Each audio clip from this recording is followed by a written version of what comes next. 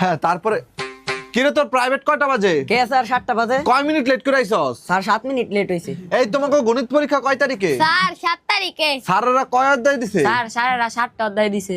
আমি কয় অধ্যায় করাইছি? স্যার আপনি 7টা অধ্যায় করাইছেন। भाई यहाँ पे क्या हो रहा भाई? স্যার এই অঙ্কটা বুঝতাছি না, একটু বুঝায় দেন তো। দেখি কোন অধ্যায়ের কোন অঙ্ক?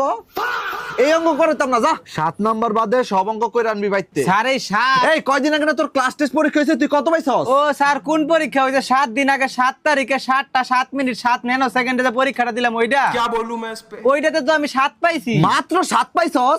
আরে স্যার 7 এ 7 পাইছি। 7 7 পাও দিত না, হয় 6 পাবি না 8 পাবি। আক করে দিছ আর রিসস লেহস না কে? স্যার নামটা পারি না। কত নাম তা দেখি তো। হ্যাঁ এটা তো সহজ, 7 কে 7।